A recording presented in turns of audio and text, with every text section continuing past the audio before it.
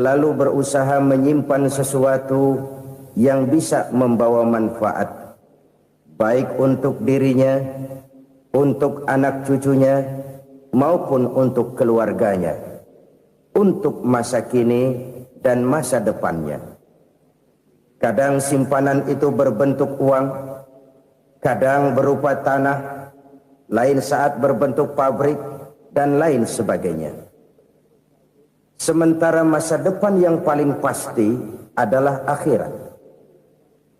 Jika untuk masa depan dunia kita rela memeras keringat, membanting tulang, pergi pagi dan pulang petang, menyimpan uang, menyimpan tanah, menyimpan pabrik, pernahkah kita merenung jika satu saat kiamat datang, kita dibangkitkan dari kubur masing-masing, berdiri di padang mahsyar untuk mempertanggungjawabkan seluruh kegiatan hidup kita di dunia ini, lalu kita akan menuju ke alam akhirat. Sudahkah kita mempunyai simpanan untuk akhirat kita? Pada pertemuan kali ini saya ingin menyampaikan sebuah hadis di mana Rasulullah sallallahu alaihi wasallam bersabda, "Arba'un min kanzil jannah." Simpanan sorga ada 4 macam. Yang pertama, ikhfa'us sadaqah, menyembunyikan sedekah.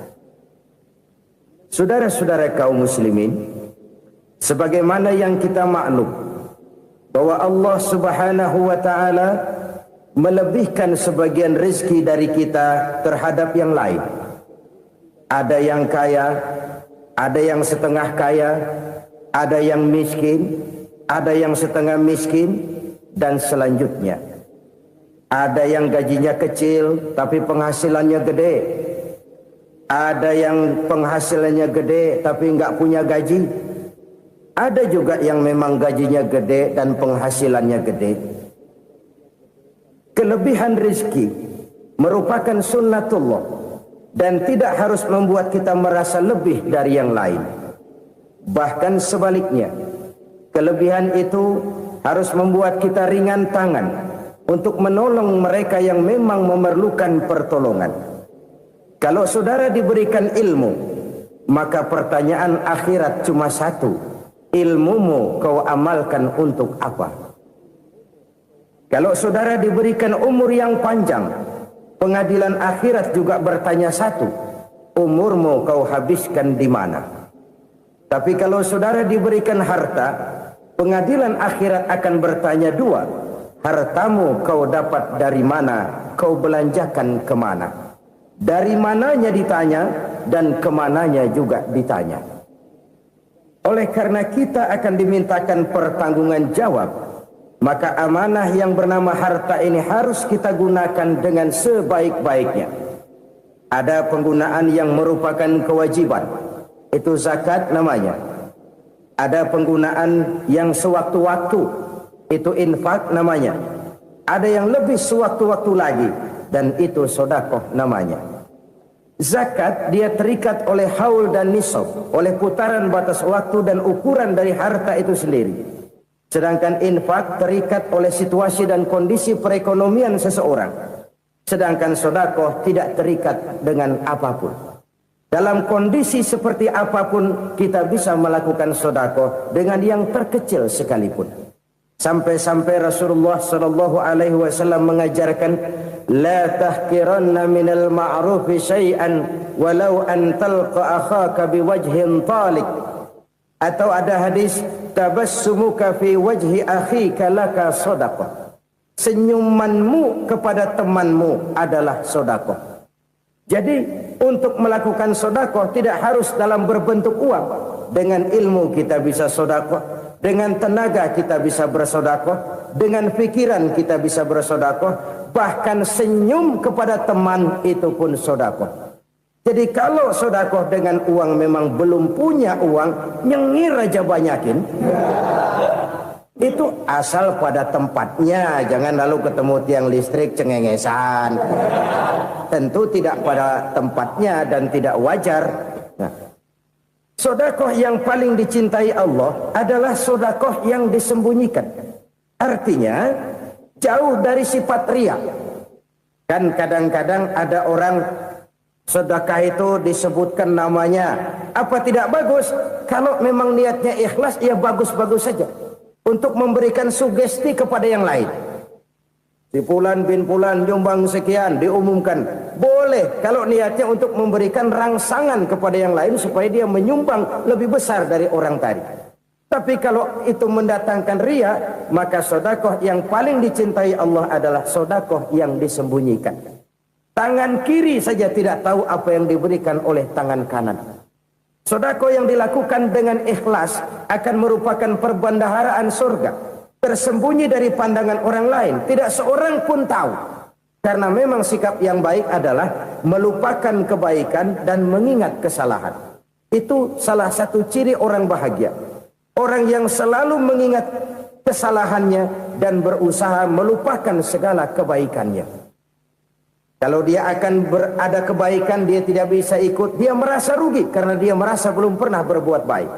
Tapi kalau akan melakukan kesalahan baru, dia ingat kesalahan yang sudah-sudah, sehingga terhalang baginya untuk melakukan satu kesalahan baru. Demikianlah saudara-saudara, bahwa Allah melebihkan rizki sebagian kita dari yang lain, agar terjadi tolong-menolong dalam kehidupan ini. Jadi kesenjangan yang nature, kesenjangan yang alami, itu sunnatullah. Ada yang kaya, ada yang miskin, ada yang kelas menengah. Nah, kenapa lalu sekarang kita berusaha mengentaskan kemiskinan? Oleh karena adanya kesenjangan struktural. Kalau yang kaya bisa semakin kaya, kenapa yang miskin tidak bisa naik jadi ikut sedikit kaya? Sebab pada dasarnya Islam adalah agama yang sejak turunnya sudah berupaya memerangi kemiskinan. Bahkan dikatakan kemiskinan itu mendekatkan kepada kekufuran. Orang kalau miskin udah dekat banget sama kafir. Gampang menjadi kafir. Berapa banyak saudara-saudara kita yang oleh karena soal perut, oleh karena soal materi, terpaksa meninggalkan dan menanggalkan akidahnya. Menjual petunjuk yang diberikan Allah dengan kesenangan dunia yang cuma sebentar ini. Na'udzubillah, thumma na'udzubillah. Jadi makin kita sembunyikan satu sedekah, semakin banyak perbendaharaan kita di surga. Sedekah yang paling dicintai Allah adalah sedekah yang disembunyikan. Malahan ada seorang sufi, dia punya kebiasaan kalau pergi sholat Jumat dia bawa uang, itu uang dia taruh di bawah tikar masjid. Dia niat sedekah kepada siapa saja yang nemuin itu duit. Maksudnya apa? Supaya yang nemuin nggak tahu siapa yang punya duit. Demikian dia saking ingin menyembunyikan sedekahnya. Karena sifat riya itu bisa memakan amal kita sendiri. Riya itu termasuk menyebut-nyebut kebaikan kita. Orang yang suka nepuk dada, sedikit-sedikit ngitungnya kalau nggak gua. Tuh kalau nggak gua tuh. Tuh yang belas itu kalau nggak gua, kalau nggak gua. Iya kalau nggak lu kenapa emang?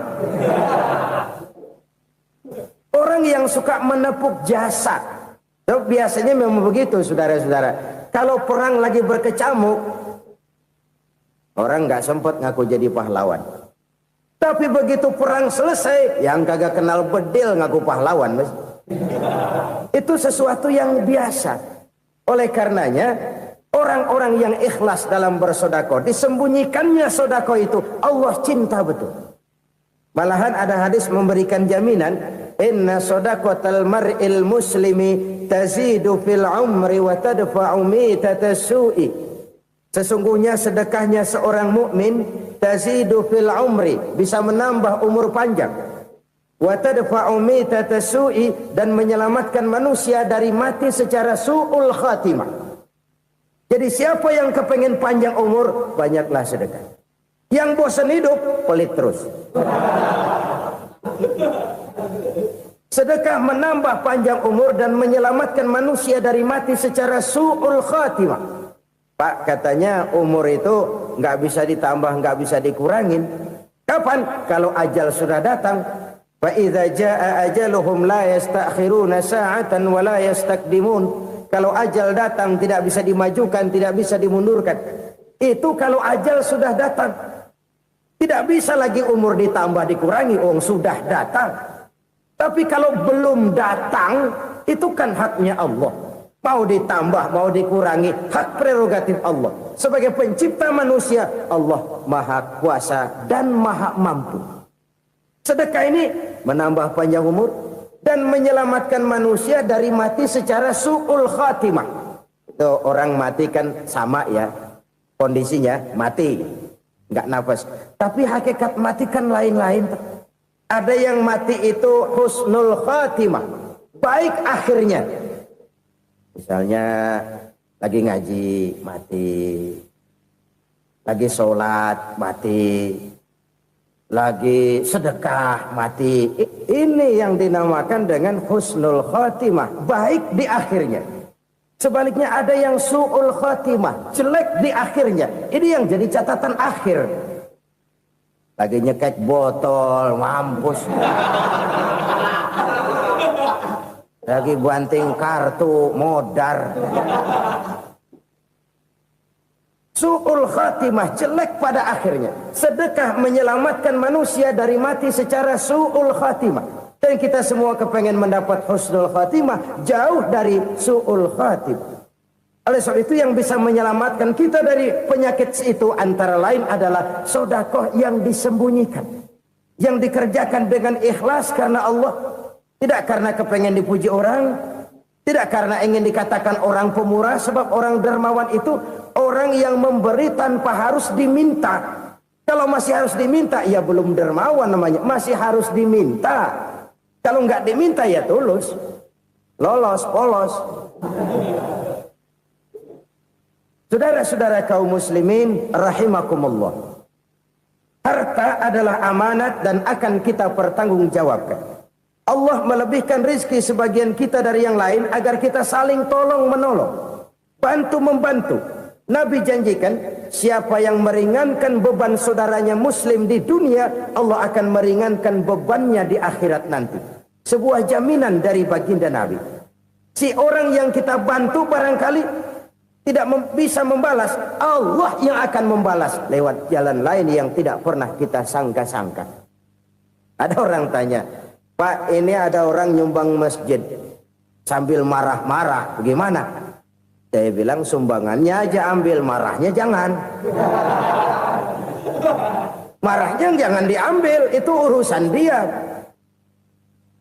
Saudara-saudara kaum muslimin rahimakumullah. Umat Islam ini kan umat yang punya potensi besar. Kadang kita merenung, kenapa kadang-kadang pembangunan masjid kok lambat sekali? Kalau hotel hari ini peletakan pertama, bulan depan peresmian. Supermarket hari ini peletakan batu pertama, minggu depan peresmian.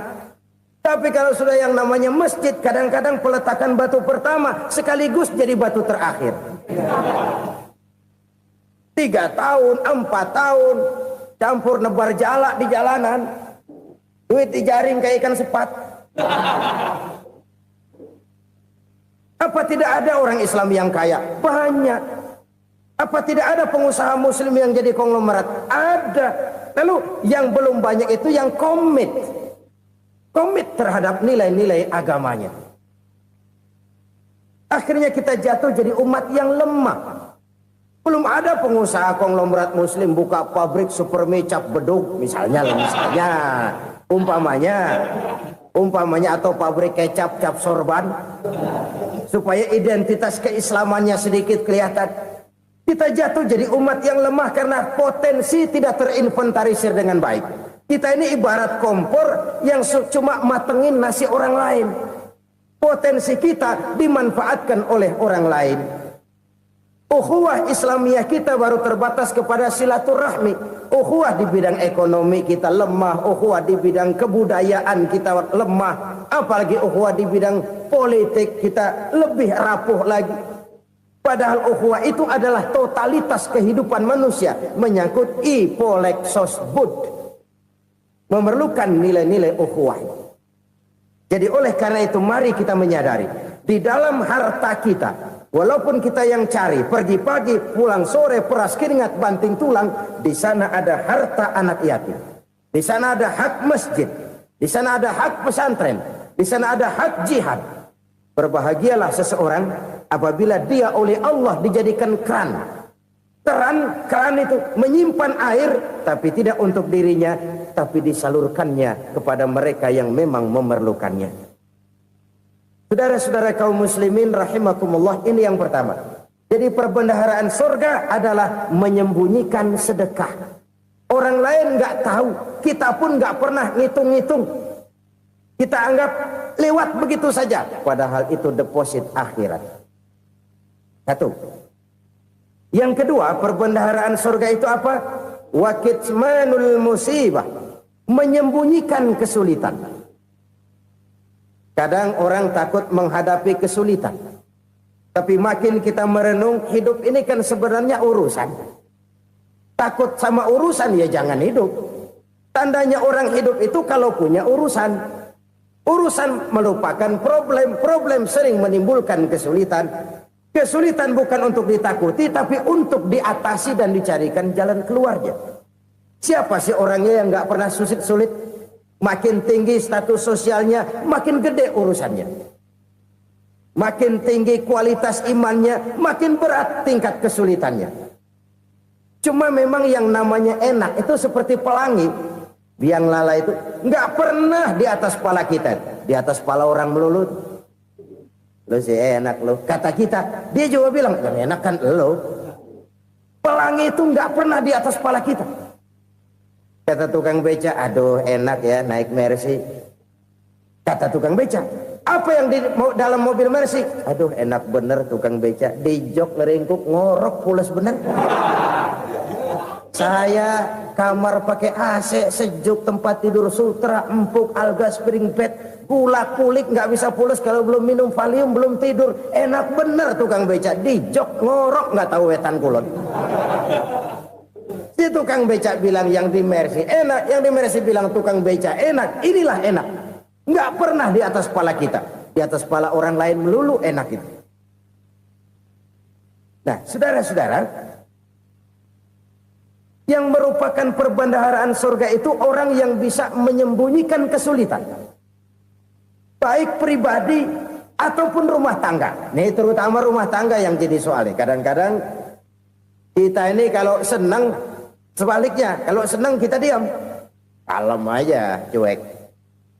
Banyak banget duit kita, bawaan diam aja udah. Malah ketemu orang takut. Tapi begitu susah, sekampung tahu. Padahal Nabi mengajarkan perbendaharaan surga itu menyembunyikan musibah, menyembunyikan kesulitan. Kalau enak, cerita sama orang-orang. Kalau nggak enak, rasain sendiri, tekan sendiri, atasin sendiri. Kita kan sebaliknya. Senang kita diam. Asal lagi susah, paling tidak kita nyari teman buat cerita kesusahan. Siapa orangnya yang nggak pernah susah? Cuma soalnya bagaimana kita mengatasi kesusahan itu sendiri. Begitu juga misalnya kalau orang sudah berumah tangga, itu orang tuanya harus menjadi tempat dia cerita yang enak-enak saja. Yang nggak enak rasain berdua, selesaikan berdua, atasin berdua.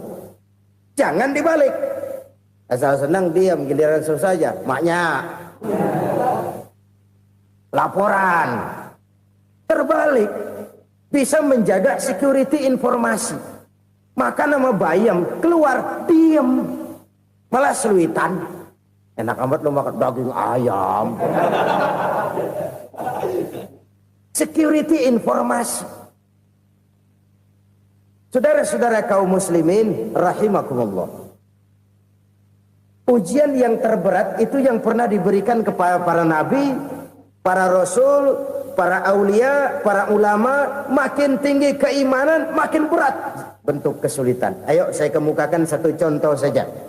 Ada seorang nabi yang kaya, nabi kaya, namanya Nabi Ayub. Iblis kalau orang begini kan keki,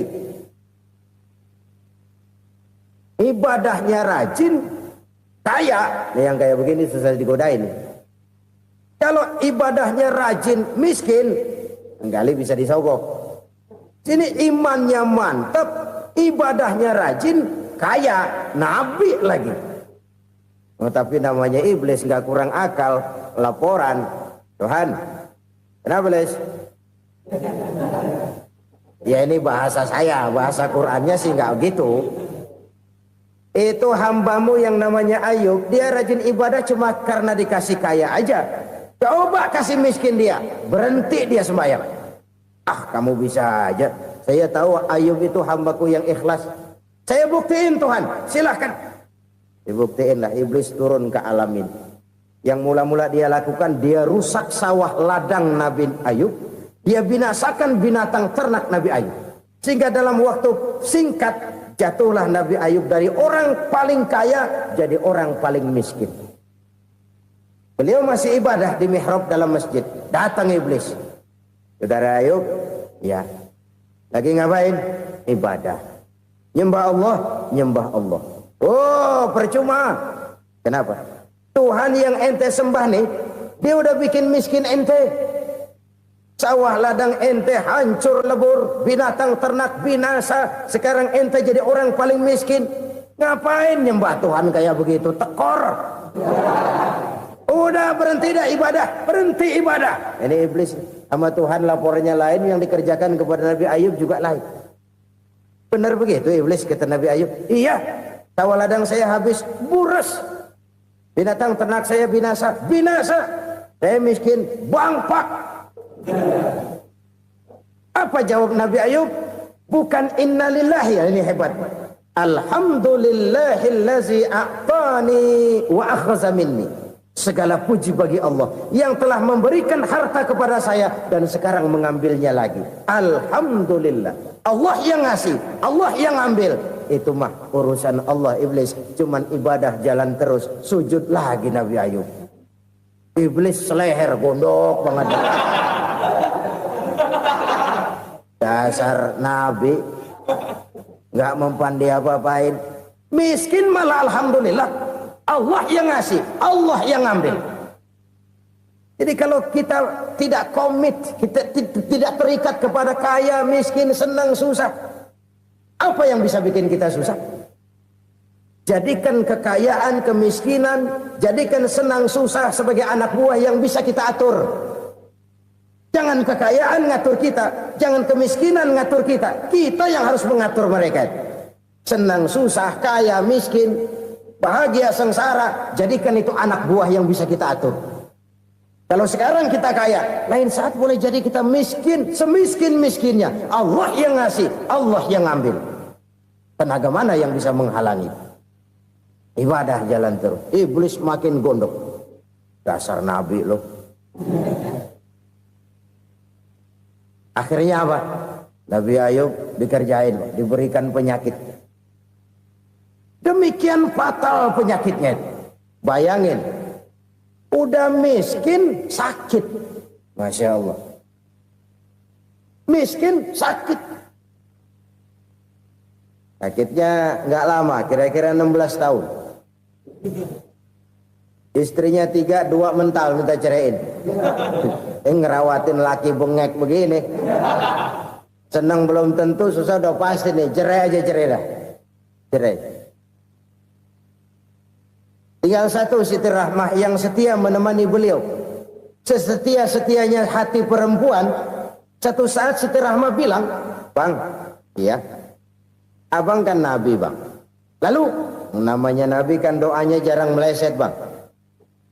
Maksud kamu minta kenapa sih sama Tuhan biar abang sembuh baik dah bang?" Siti Rahmah, iya. Saya sakit berapa tahun sih dah? 16 tahun bang. Sebelum ini saya sehat berapa tahun? Ya kira-kira 60 tahun bang. Nah coba ente banding-bandingin Rahmah. Saya dikasih sehat 60 tahun. Dikasih sakit 16 tahun. Sudah nggak sabar mau doa kepada Allah minta sembuh. Saya malu kepada Allah.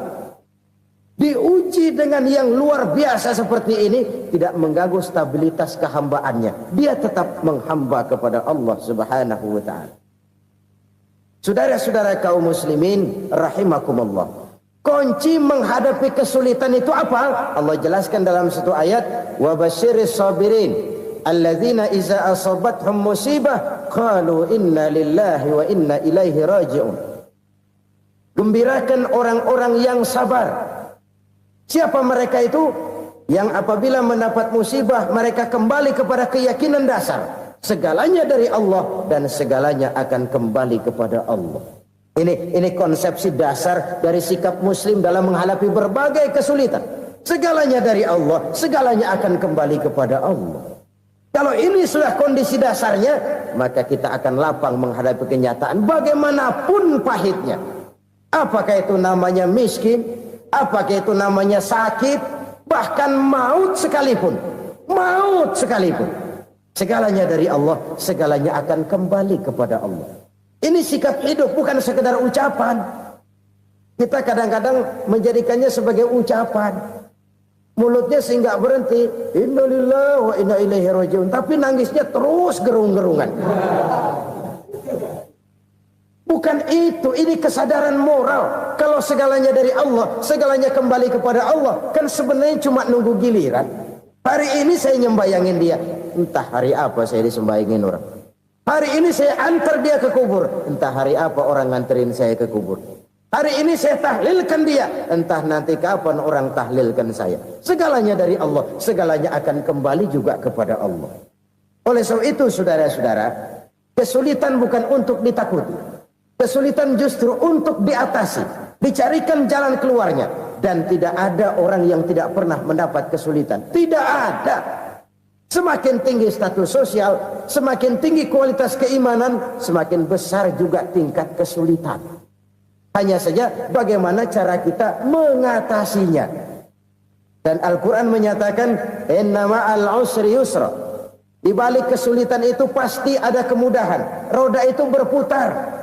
Karena itu Rasulullah Sallallahu Alaihi Wasallam mengingatkan kepada kita, ta'arraf ilallahi firraha ya'rifka fisyiddah.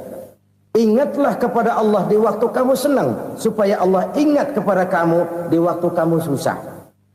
Kalau waktu senang kita ingat kepada Allah, kita susah, Allah tidak akan meninggalkan kita. Tapi kalau waktu senang kita jauh dari Allah, sujud tidak sempat, dengan masjid jauh, ketika senang kita lupakan Allah. Nanti begitu kita susah, Allah lupakan kita. Dan itu menyakitkan. Oleh karena itu orang-orang tua kita dulu bilang, kalau lagi sehat ingat-ingat lu bakal sakit nanti. Kalau lagi kaya ingat-ingat satu saat kita bakal jatuh miskin. Bahkan kalau lagi muda ingat-ingat kita bakal tua. Dan yang terpenting, kalau lagi hidup ingat-ingat kita bakal mati. Saudara-saudara kaum muslimin rahimakumullah. Jadi yang kedua yang merupakan perbendaharaan surga, menyembunyikan musibah. Saudara-saudara kaum muslimin rahimakumullah. Hal ketiga yang merupakan perbendaharaan surga adalah wasilatur rahmi. Orang yang suka bersilaturahmi. Sebagaimana yang kita maklum bahwa manusia adalah makhluk yang disebut zon politika. Makhluk sosial yang tidak mungkin hidup sendiri-sendiri. Betapa dan siapapun kita memerlukan orang lain. Bodoh betul manusia kalau tinggal di tengah masyarakat tapi tidak mau bermasyarakat. Merasa hebat sendiri, pinter sendiri, gagah sendiri, kaya sendiri. Mungkin kalau mati juga ngubur sendiri. Jangankan kita di sini, di sorga saja Nabi Adam waktu sendirian bengong melulu, mondar mandir.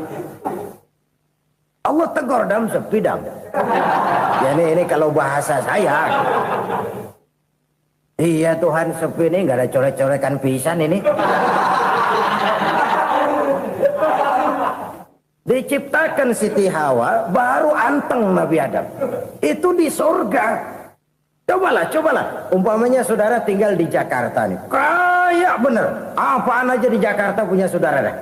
Jembatan Semanggi ambil. Monas, Buntel bawa pulang. Hotel-hotel ambil semua. Cuman tinggal di Jakarta sendirian, apa enaknya? Betapa dan siapapun kita perlu orang lain. Tidak ada seorang pun yang bisa memenuhi kebutuhan hidupnya secara sendiri-sendiri. Nah, Islam telah menyelamatkan manusia dari ras diskriminasi. Mengikat manusia dengan persaudaraan yang berlandaskan kepada akidah. Karena itu dianjurkan bersilaturahmi. Bahkan Nabi menyatakan, man arada ayyubsata lahu fi rizqihi wa yunsa'a fi atharihi falyasil rahimah. Siapa yang kepengen diluaskan rezekinya dan dipanjangkan usianya, banyaklah ia bersilaturahmi. Siapa yang kepengen dimudahkan rezekinya, hendaknya ia banyak bersilaturahmi. Kalau banyak teman, kesulitan kan paling tidak ada tempat cerita. Udah susah sendirian, kita pikirin diri, nggak ada tempat tukar pikiran. Cepet banget sama bengek. Dilawan sendiri. Nah, secara makro kita bisa berkata, tidak mungkin ada kemenangan kalau tidak ada kekuatan.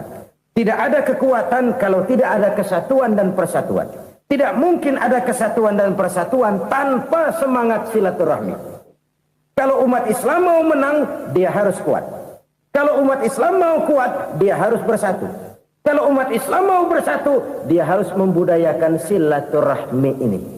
Bahkan sampai-sampai kata Nabi, kalau bisa cari nilai tambah. Apa? Silman qata'ak. Bersilaturahmilah kau kepada orang yang marah denganmu. Masya Allah, indahnya ajaran agama kita. Orang yang marah pun kepada kita, kata Nabi, kalau bisa bersilaturahmilah kepadanya, kepada orang yang marah itu. Di situ nilai tambah. Cuman jujur nih hadis, ngucapinnya gampang, ngamalinnya yang berat banget. Orang marah sama kita, kita disuruh silaturahmi, ada apa malu? Lu marah, ada gue marahan lagi, gue pikirin. Saudara-saudara kaum muslimin rahimakumullah. Tapi ini yang diajarkan, bahkan ini yang dicontohkan oleh baginda Rasul. Bagaimana begitu mudah, misalnya satu saat Abu Jahal ini ngatur strategi bagaimana bikin Muhammad celaka. Dia gali lubang di depan tempat tidurnya. Dia tutupin daun korma. Terus dia panggil seseorang, ke sini.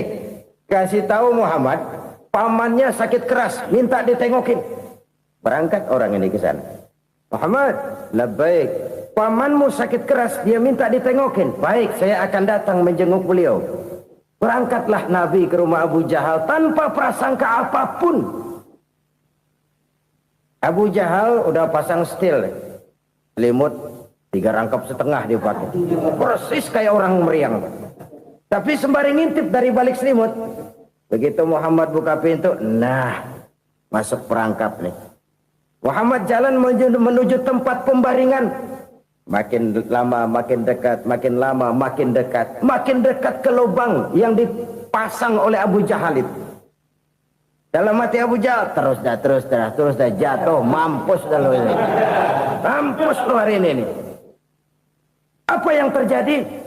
Malaikat Jibril datang. Muhammad, pamanmu cuma pura-pura sakit. Di depan tempat tidurnya ada lubang perangkap supaya kamu jatuh ke situ. Sudah, kamu pulang. Balik kanan Nabi. Sudah hampir jatuh ke lubang, balik kanan, pulang. Bayangin kecewanya Abu Jahal. Muhammad dikit lagi, Muhammad dikit lagi. Enggak, paman, saya pulang aja. Emosi bangun dari tempat tidur, enggak sadar kalau lagi pura-pura sakit. Lompat ngejar Nabi, dia lupa dengan lubang yang dia gali. Serak, nyemplung sendiri ke dalam lubang.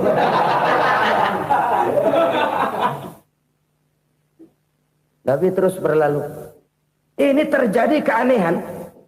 Jatuh ke lubang yang dia gali itu sebenarnya nggak terlalu dalam ya, antara 3-4 meteran lah.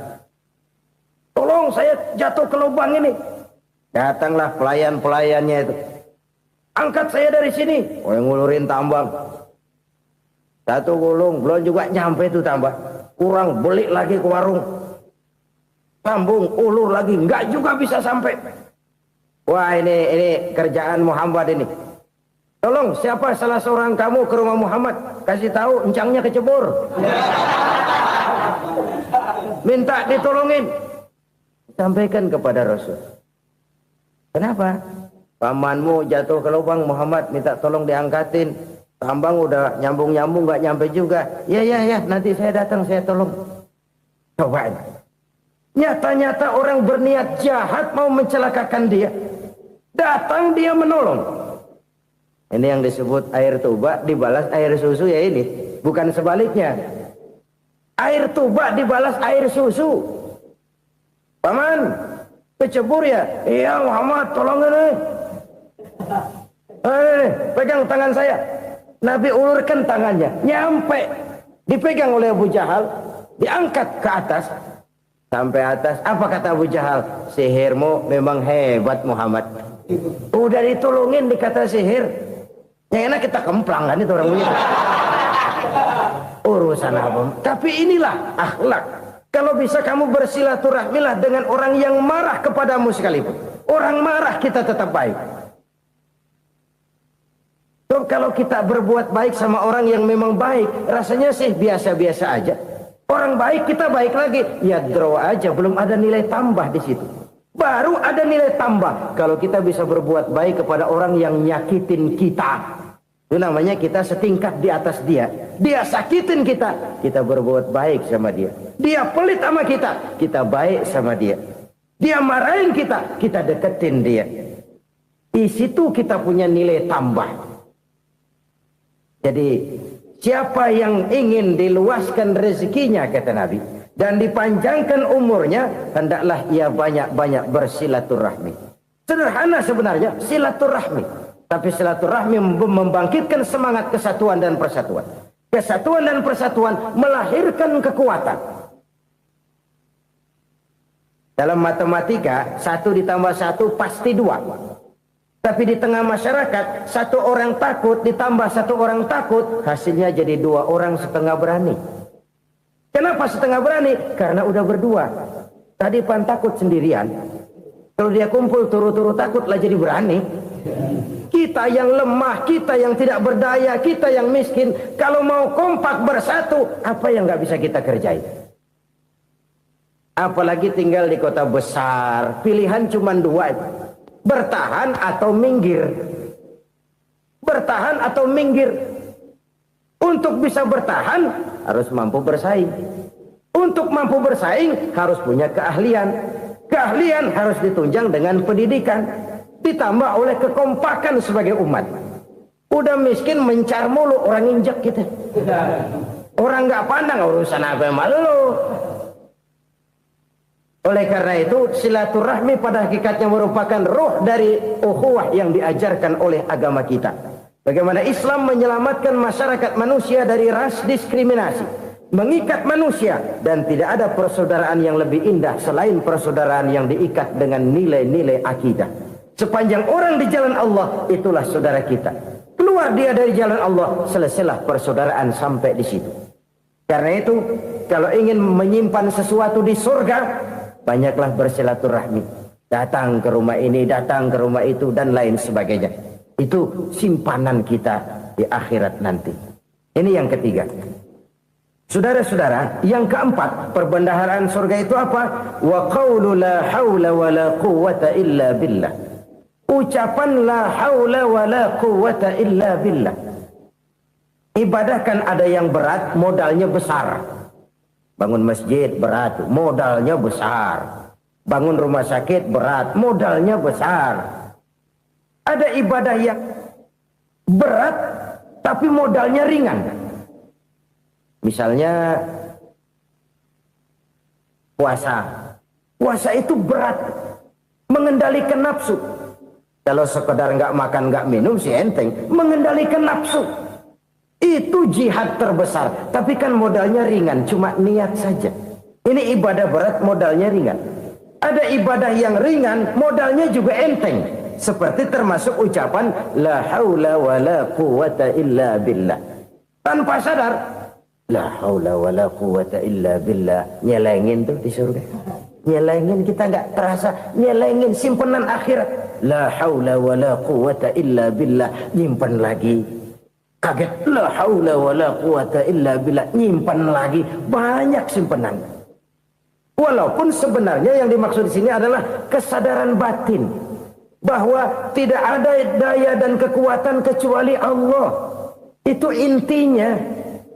Kita memulai pekerjaan disunahkan baca bismillah, kan begitu. Apa itu?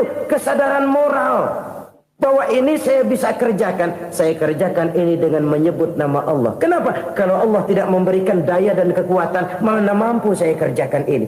Maka saya kerjakan ini dengan menyebut nama Allah. Bismillah. Kesadaran moral. Manusia hanya wajib berusaha, tapi nggak pernah wajib berhasil.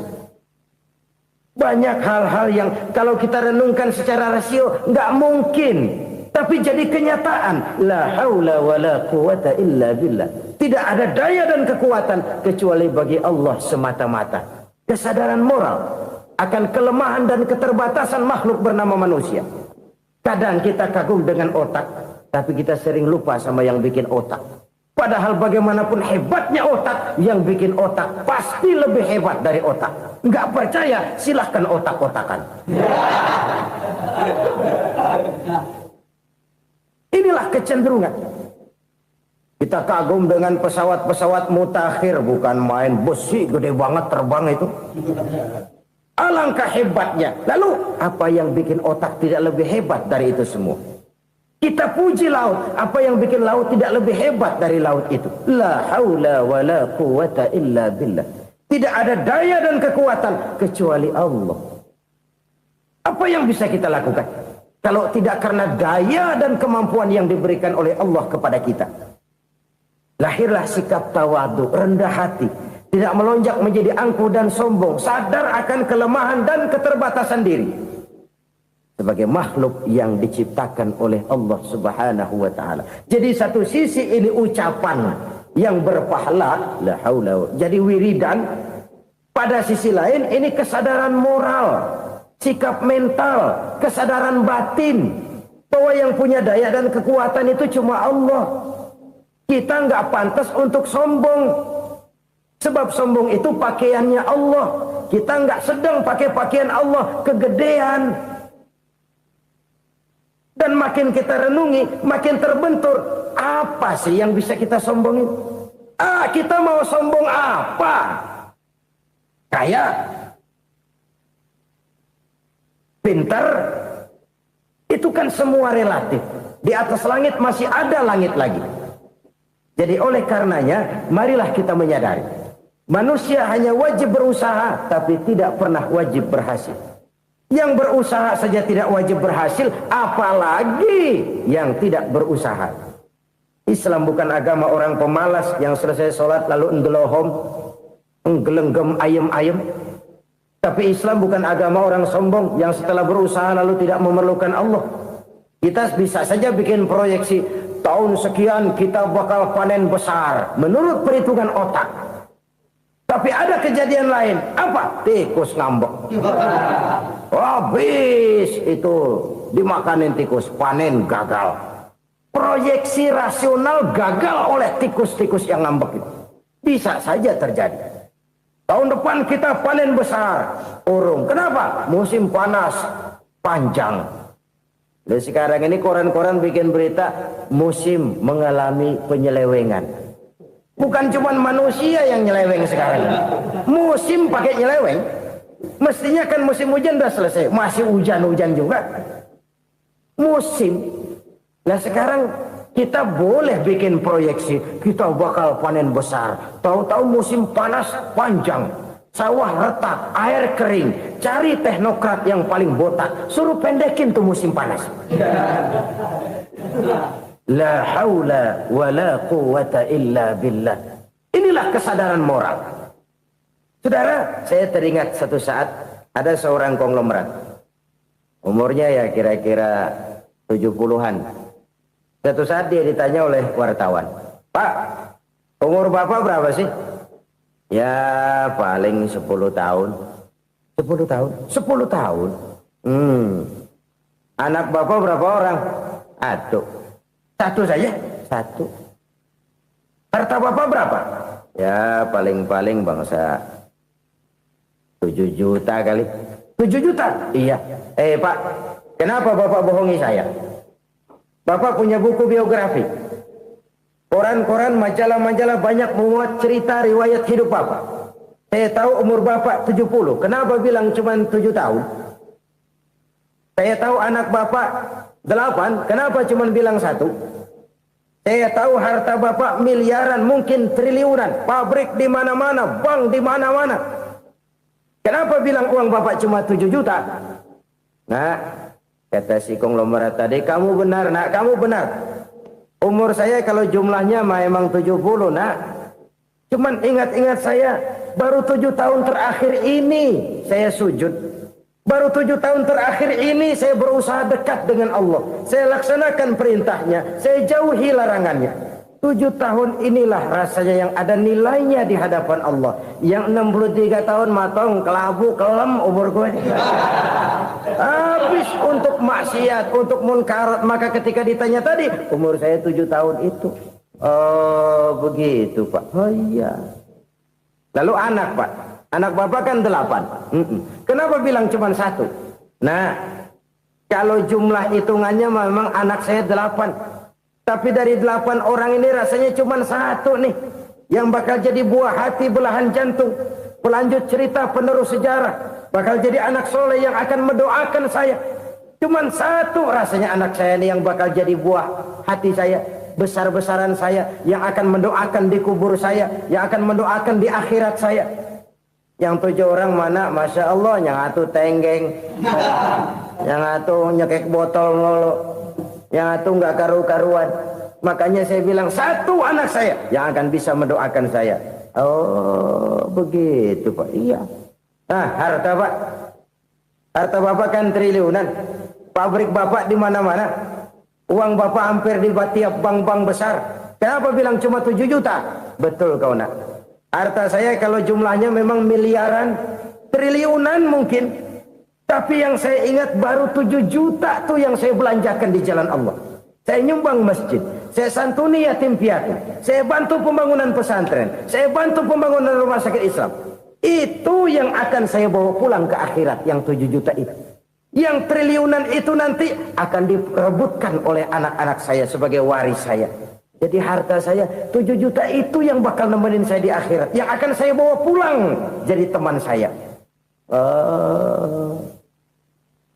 Saudara-saudara kaum muslimin, jangan-jangan orang tua itu adalah kita-kita ini. Jangan-jangan kita-kita ini adalah orang tua itu. Jangan-jangan itu potret dari diri kita masing-masing. Dari sekian umur yang diberikan Allah, berapa tahun yang ada nilainya di hadapan Allah? Dari sekian anak-anak yang merupakan amanah, berapa yang akan mendoakan kita sebagai orang tuanya menjadi anak soleh? Dari sekian banyak harta yang diberikan Allah, berapa yang akan kita bawa pulang menghadapnya nanti, yang kita belanjakan di jalan Allah? Ini sebuah potret kehidupan. Karena itu kita kembali kepada la haula wa la quwata illa billah. Kita wajib berusaha, kita wajib berikhtiar. Selebihnya, segala daya dan kekuatan hanya milik Allah saja semata-mata. Satu kesadaran batin dari setiap pribadi muslim. Setelah ia berusaha dan berikhtiar, ia menyerahkannya kepada Allah Subhanahu wa ta'ala. Jadi satu sisi ini merupakan wiridan ucapan yang mengandung pahala. Pada sisi lain ini merupakan sikap batin dari seorang muslim di dalam ia menghadapi realitas kehidupan ini. Saudara-saudara kaum muslimin rahimakumullah. Kalau ini kita jadikan satu basis kehidupan, maka ini akan menyelamatkan manusia dari kemungkinan tergelincir menjadi orang yang lupa diri dan lupa darat. Sebab itu Imamul Ghazali berpesan, jadidis safinah fa innal bahra amiq wa khuziz zad fa inna safara ba'id wa khaffifil hamla fa innal hamla sadid. Perbarui selalu kapalmu karena lautan sangat dalam. Bawa bekal yang banyak karena perjalanan ini sangat jauh. Ringankan beban karena kebanyakan beban akan menyakitkan.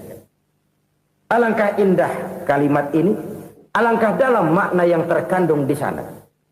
Perbarui selalu kapalmu karena lautan sangat dalam. Apa artinya ini? Jaga mentalmu baik-baik. Pelihara imanmu baik-baik karena hidup penuh cobaan seperti lautan. Kita kalau berlayar di lautan kan kadang-kadang tenang, angin bertiup sepoi-sepoi basah. Jika malam datang bintang gemintang bertabur menghias cakrawala. Rembulan memantulkan sinarnya dengan indah. Dalam keadaan begitu berlayar enak. Tapi lain saat ombak menggunung, halilintar menyambar, angin topan bertiup. Berapa banyak sudah saudara-saudara kita yang tenggelam di lautan dunia tanpa sadar bahwa dia belum sampai kepada pantai yang akan dituju. Berapa banyak sudah saudara-saudara kita yang tenggelam di lautan dunia ini tanpa sempat bangkit lagi. Dia menyangka sudah sampai kepada tujuannya. Hati-hati kapal jangan sampai bocor karena lautan sangat dalam. Iman ini jaga baik-baik karena hidup penuh dengan ujian. Wa khuzizat fa inna safar ba'id. Bawa bekal yang banyak karena perjalanan sangat jauh. Saudara mau ke Bandung, bawa duit. Saudara mau ke Surabaya, banyakan lagi duitnya. Saudara mau ke Mekah, gepokan, iketan tuh duit nggak lembaran lagi. Makin jauh perjalanan, makin banyak bekal yang harus kita bawa. Kalau saudara dari Jakarta mau ke Surabaya, kagak bawa duit berangkat juga, itu sih bukan berani namanya, nekat.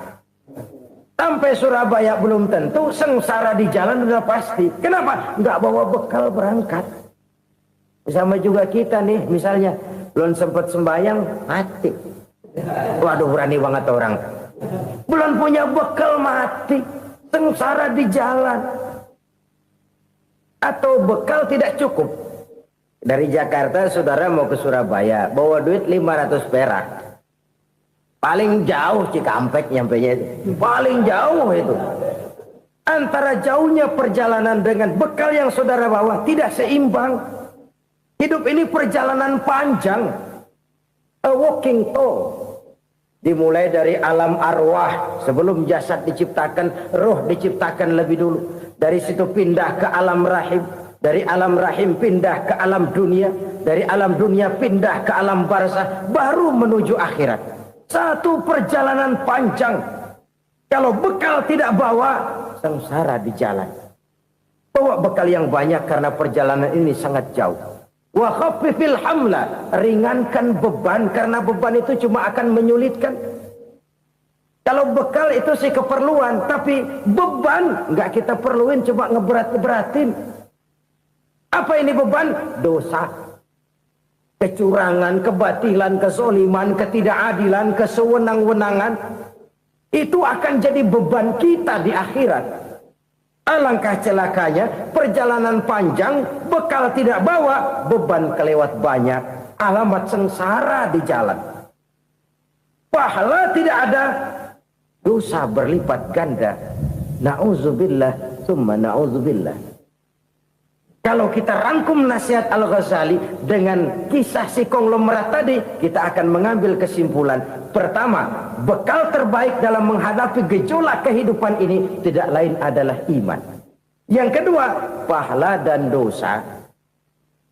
Dua hal kontroversial. Pahala adalah bekal, dosa adalah beban. Tapi kita sekarang kan tidak begitu terangsang kepada yang abstrak. Orang berlomba mencari yang konkret-konkret saja. Yang real. Kalau memang dosa, benjol dong. Kira-kira begitu. Kira-kira begitu. Persis orang Yahudi dulu. Orang Yahudi itu kan pernah minta kepada Nabi Musa. Ya Musa lan nu'mina laka hatta narallaha jahrah. Musa, kami nggak bakal mau beriman kepada Allah kalau belum kami lihat Allah ada nongkrong di depan kami. Kalau memang Tuhan ada, taruh dong di depan kami. Mau yang konkret-konkret saja. Kalau memang dosa, benjol dong. Kalau memang pahala, berasa dong. Orang terangsang kepada yang real, yang konkret-konkret saja. Karena itu, untuk mengejar dosa, orang mau bayar. Tapi untuk mengejar pahala, walaupun tidak bayar, orang segan. Ini yang dikatakan oleh Nabi, kamu mengharapkan ke surga, tapi kamu berat melaksanakan sesuatu yang bisa membawa kamu ke surga. Kamu ingin jauh dari neraka, tapi tiap saat kamu lakukan perbuatan-perbuatan yang justru menjerumuskan kamu ke neraka. Idda'aitum an-najata minan nar wa ramaitum fiha anfusakum. Kamu ingin selamat dari neraka, tapi kamu lemparkan diri kamu ke neraka. Kamu ingin masuk surga, tapi berat sekali kamu melakukan perbuatan-perbuatan yang bisa menyampaikan kamu di surga. Saudara-saudara kaum muslimin rahimakumullah. Jadi hal keempat yang merupakan perbendaharaan surga adalah la haula wa la quwata illa billah. Satu sisi ini merupakan ucapan yang memperberat timbangan akhirat. Pada sisi lain ini merupakan sikap hidup seorang muslim. Kesadaran batin yang sangat dalam bahwa tidak ada daya dan kekuatan kecuali Allah. Dan itu kita simbolkan pada saat memulai pekerjaan dengan Bismillah. Dengan menyebut nama Allah. Satu kesadaran moral. Saya hanya bisa melakukan ini karena diberikan daya dan kekuatan oleh Allah. Lahirlah sikap tawadu, rendah hati, tidak melonjak menjadi angkuh dan sombong. Saudara-saudara, sampai sini dulu jumpa kita kali ini. Semoga 4 perbendaharaan surga ini dapat kita lakukan, yang kelak akan merupakan bekal kita di kemudian hari nanti. Amin ya rabbal alamin. Terima kasih atas segala perhatian. Mohon maaf atas segala kekurangan. Usikum wa iyaya bitaqwallah. Wassalamualaikum warahmatullahi wabarakatuh. Halo, selamat sore menjelang malam. Kembali lagi bersama saya di channel Jalan Berkah. Oke, update hari ini ya. Untuk cuaca hari ini anginnya sepoi-sepoi, tampak mendung di situ, namun ada cahaya walaupun ada awan hitam ya. Bisa kalian lihat sendiri, situ ada cahaya sedikit. Dan anginnya sangat dingin untuk hari ini, sejuk sekali. Lihat, sepoi-sepoi untuk anginnya. Terima kasih yang sudah menonton video ini. Sampai jumpa di video selanjutnya.